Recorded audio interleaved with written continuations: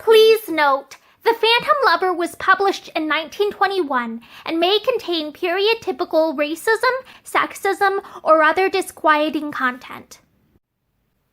Hi, I'm Morgan, and today I will be reading Chapter 11 of The Phantom Lover by Ruby M. Ayres.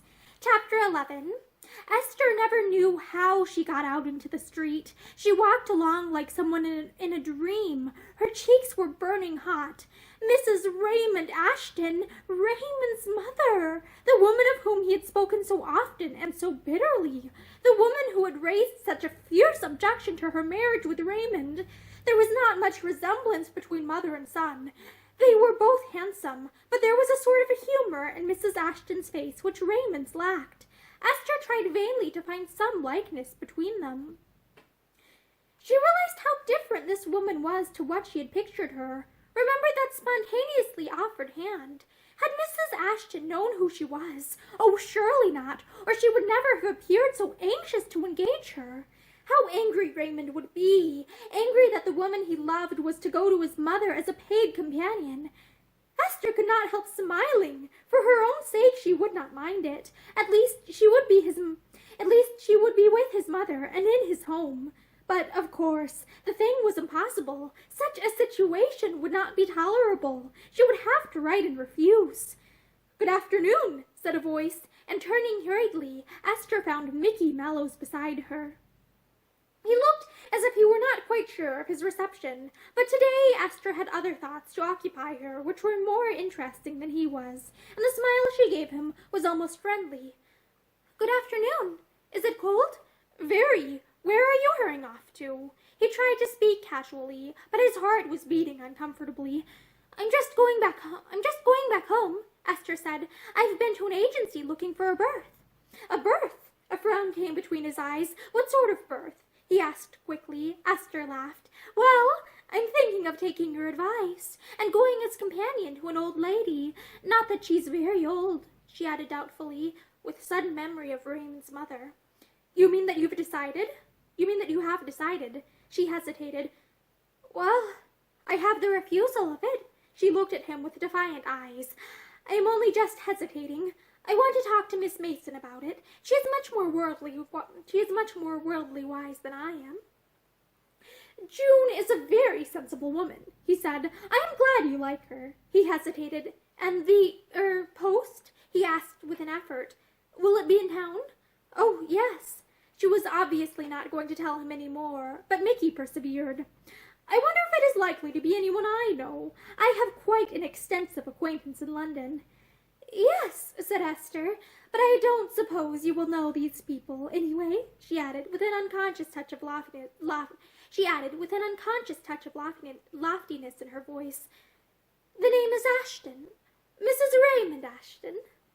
There was the barest possible silence before Mickey answered, a silence during which the blank dismay and anger that crossed his face would have been amusing had it not also had something of pathos in it. "Ashton," he said. "Oh, yes, I know Raymond Ashton very well." He was watching her with jealous eyes, and she turned her head sharply and looked up at him. Just for a moment, a traitorous eagerness crossed her face. He could almost see the quick question on her lips. Then she laughed. "Really? How funny! But of course, as you say, you must know a great many people."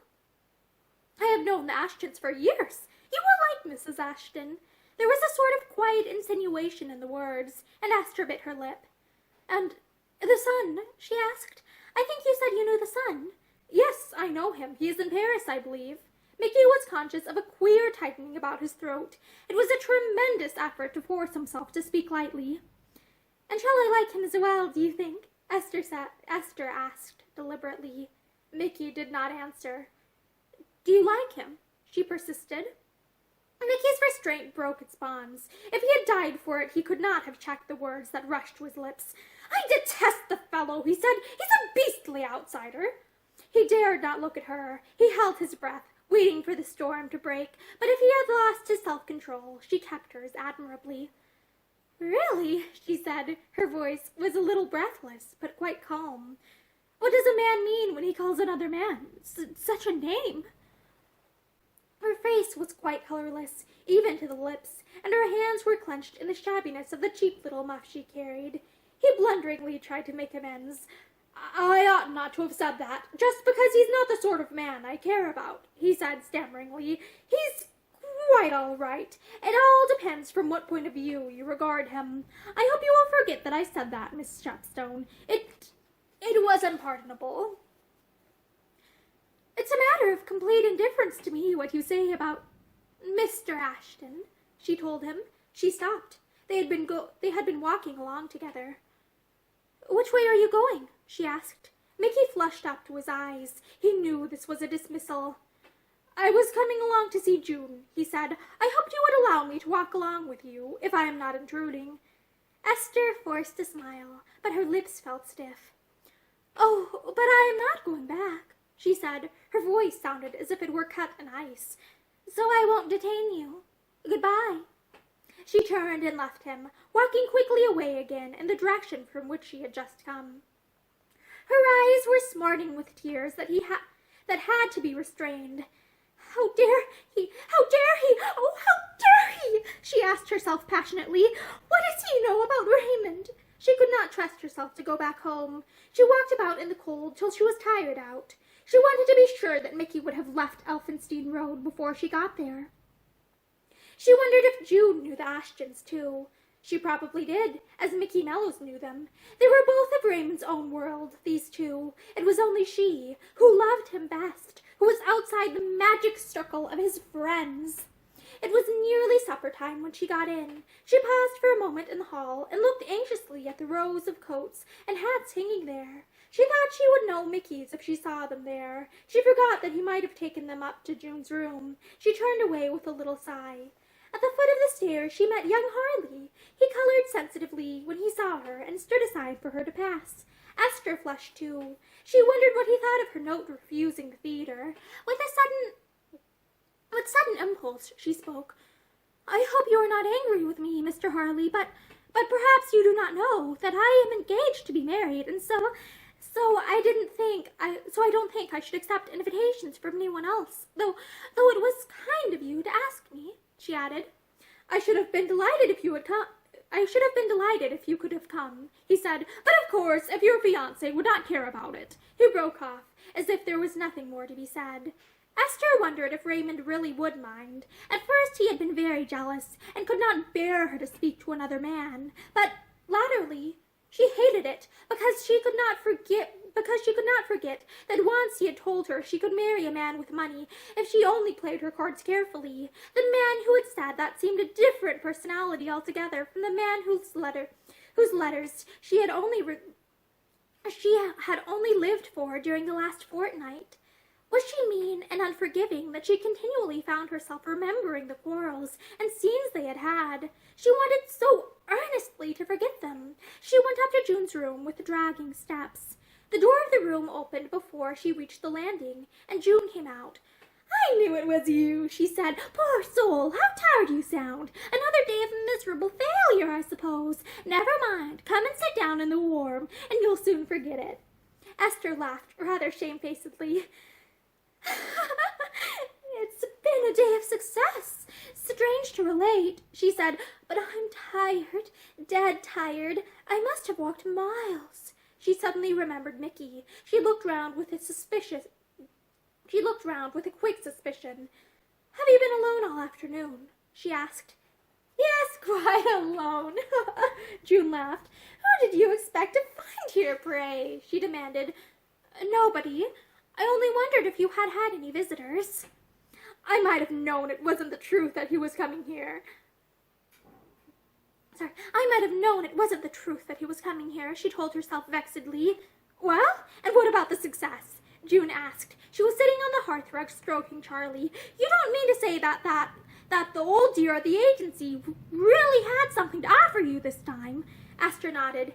"Yes, and she's desperately anxious for me to take it, too. It's quite a good offer, but it means leaving here and living in. And I don't believe I want to leave here," she added ruefully. June looked dismayed.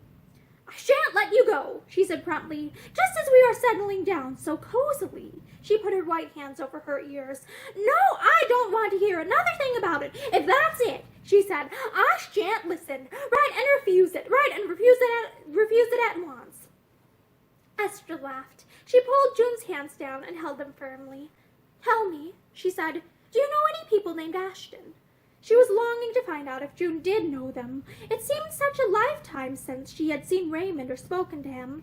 She was hungry to hear him spoken of, even if only by this woman who probably had merely known him as an ordinary acquaintance. Ashton! June wrinkled up her nose. I know some Ashtons who live in Brainstone Square, she said at last. A mother and a son. A very handsome woman she is, with white hair. She has a sort of grand dame look about her, the sort of woman you can imagine in a powdered wig and a crinoline, curtsying to the Queen. She scrambled up, and, snatching a paper fan from the shelf, swept Esther a graceful curtsy to illustrate her meaning. But Esther was too much in earnest to be amused. It must be the same Mrs. Ashton, she said eagerly. This is her card. She gave it to me today, Mrs. Raymond Ashton. June glanced at the card and nodded briskly.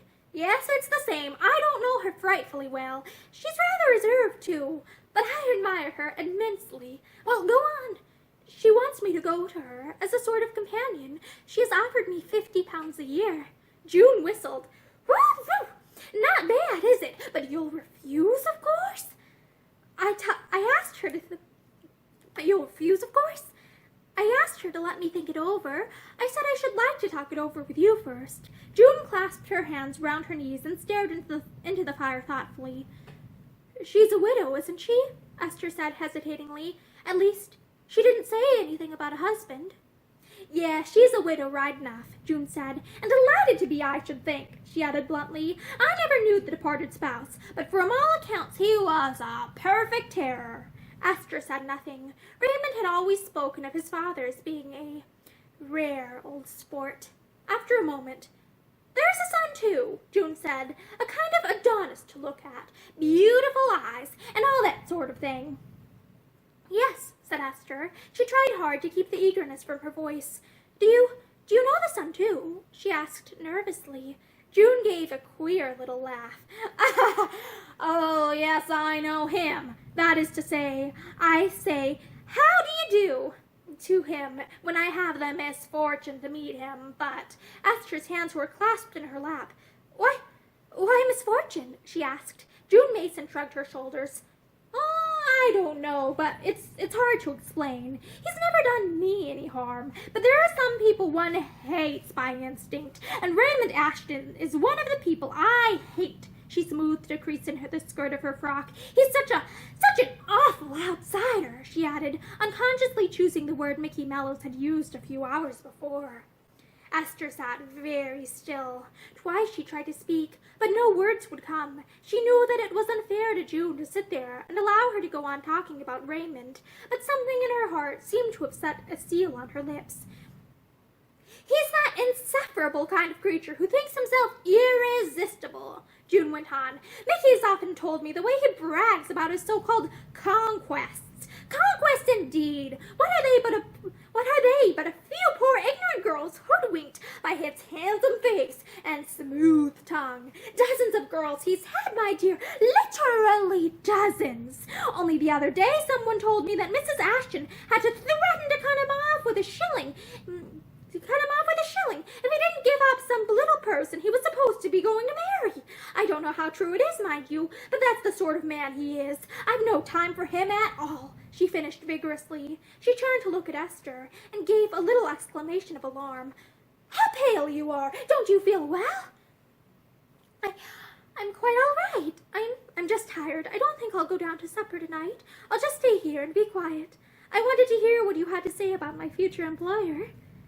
Future fiddlesticks, June retorted. You're not going to her, my dear. I shan't let you. If Raymond came home while you were there, you'd never have any peace. Esther was lying back now with closed eyes. Over and over again, in her mind, she was saying to herself, I don't believe it. I don't believe a word of it. It's all cruel lies. First Mr. Mellows, and now June. They both hate him, that's what it is. But I don't believe a word of what they say. June was bustling about the room, fetching cushions and a light rug which she had laid over Esther. You have "Have a little sleep, and you'll feel heaps better," she said. She went away, shutting the door quietly, and Esther hid her face in her hands. She hardly knew why she was crying. She only knew that she was utterly miserable. She took Ashton's last letter from her dress and read it through again. How could anyone, reading it, doubt that he loved her? How could anyone, knowing his careful thought for her, believe that he was the detestable personality June and Mickey had described? She kissed the signature passionately. Nobody in all the world counted but this one man. She got up and went over to June's desk, which both girls used. She felt that she must write to him and tell him how much she wanted him. When she had finished writing, she looked to the head of the paper on which she had written for the address, and then she saw a postscript scribbled in a corner which she had not noticed before. "Don't write to me here. I shall have left this hotel by the time you get my letter. I will write again as soon as possible." It was like a door with iron bars being closed in her face.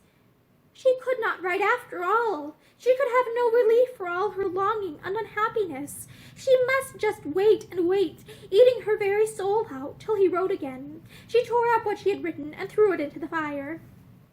The phantom lover.